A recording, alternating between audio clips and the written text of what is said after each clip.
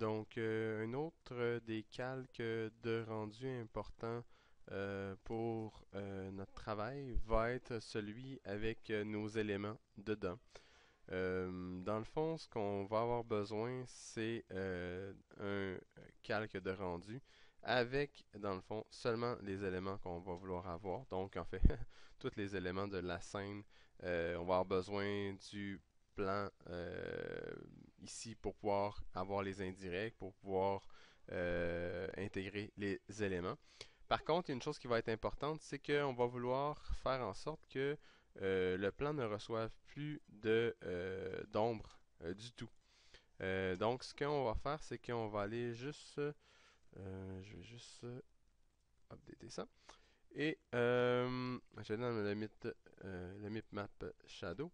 Et dans le fond, ce que vous voulez vous assurer, c'est que votre map shadow n'attrape pas d'ombre, qu'il n'y ait pas d'ambient occlusion dessus et qu'il n'y ait aucune réflexion. De cette façon-là, la seule chose qu'il va faire, c'est de rediriger l'indirect vers les éléments pour l'éclairage. Donc, ça va nous aider à intégrer les éléments, c'est tout. Ça, c'est pas mal tout. Donc aussi, on veut s'assurer que notre image plane de notre caméra ne soit pas, dans le fond, activé, qu'il soit pas présent au rendu, parce que on veut pas l'avoir. Et si jamais on avait une note d'IBL, ben notre visibilité primaire ne doit pas être activée. Donc, ce que ça donne par défaut quand on fait un rendu de ça, ça nous donne seulement les sphères isolées avec un alpha qui nous permet d'isoler ces sphères-là. Donc, de cette façon-là, on va pouvoir commencer à créer nos passes de rendu. Ça va être important pour l'intégration. Donc, ce que on va faire, c'est qu'on va créer donc les passes de rendu. Les passes de rendu qu'on va pouvoir faire, là je vais juste les effacer ceux-là pour que on recommence de zéro. On va faire un test au prochain cours avec le 2D Motion Vector, 3D Motion Vector, donc créer les deux. Créer un diffuse, créer un caméra depth et un caméra depth remap, et en fait tester les deux. Vous avez l'indirect que vous voulez tester aussi. Et une autre que vous voulez avoir, ben c'est sûr, la spécularité et la réflectivité, donc réflexion, pour voir donc qu'est-ce qu'on a. Donc, vous savez vous rappeler que tant que les passes sont ici à gauche, elles ne sont pas fonctionnelles, elles ne sont pas activées avec dans nos rendus. Donc, je vais associer donc la passe, les passes en fait, avec notre rendu. Donc, lorsque je vais faire un rendu maintenant, comme cela, quand je vais aller sous File, je vais aller Load Render Pass, je vais pouvoir voir tous mes éléments de passe ici. Donc, si vous avez des passes de rendu comme celle-là ici, vous voyez que présentement, ça n'affiche que du gris. Vous voyez aussi que mon indirect, ben, en fait, il n'y a absolument rien qui est sorti de là. Peut-être en fait que ça y a quelque chose qui est sorti, mais on ne le voit pas du tout présentement. Donc, la chose qu'on va faire pour vraiment s'assurer que tout sorte pour le mieux, c'est de passer en travaillant en linéaire, en fait, pour faire en sorte qu'on ait le moins de problèmes avec notre sortie. Donc, ce que je vous invite à faire, c'est d'aller dans Quality quand vous allez faire votre rendu et passer donc avec un frame buffer qui va être en 4x32. 4x32 parce que dans le fond, vous allez pouvoir supporter les bonnes passes de rendu. Donc, je cherche ça juste sur 4x32. Il va me sauter en face. Donc 4x32 float comme ça. Vous laissez votre gamma comme ça, on ne touche jamais à ça. Et aussi, on va s'assurer donc de rendre avec un format d'image qui supporte donc le format 4x32. Donc le OpenEXR qui est un super format. Les compressions, on en parlera dans un autre tutoriel. Et ce que vous voulez avoir dans le fond, c'est non point numéro de votre frame et extension.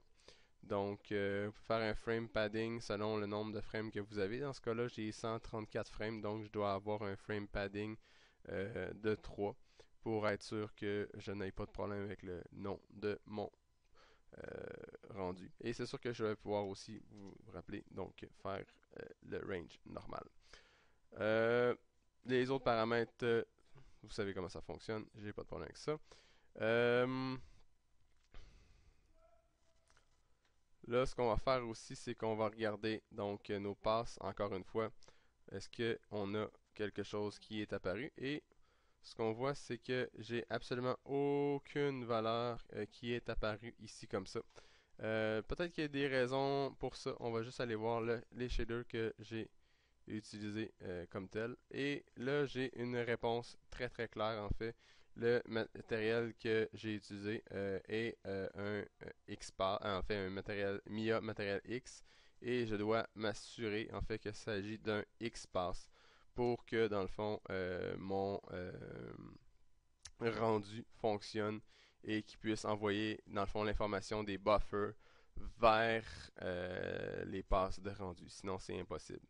Donc, vous voyez en fait que maintenant, j'ai l'information donc dans l'indirect comme je souhaitais l'avoir.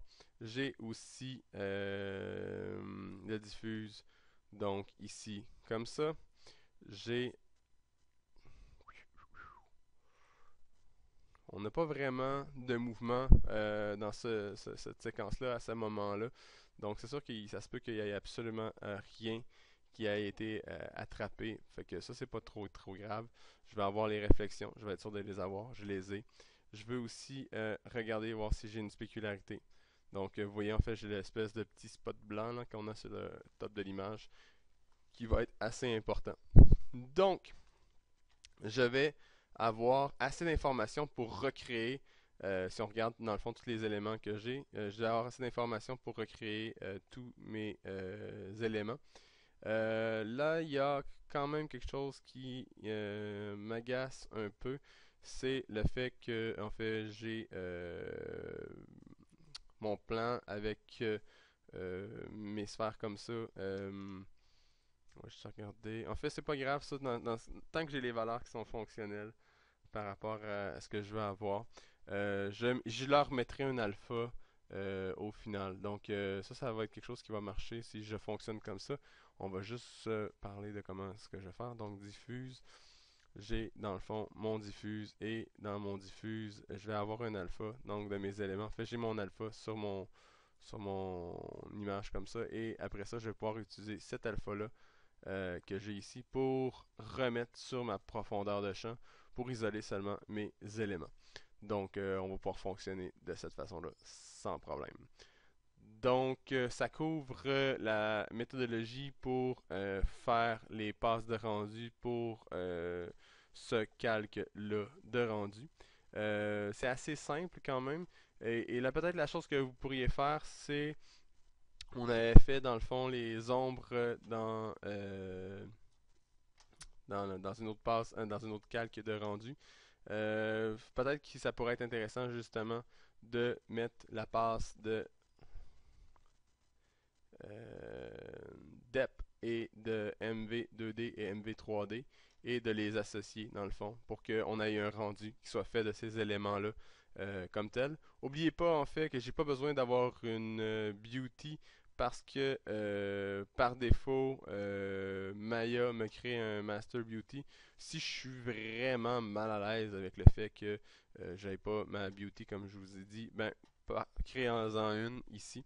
Et de cette façon-là, on pourra avoir les éléments pour travailler lors du prochain cours.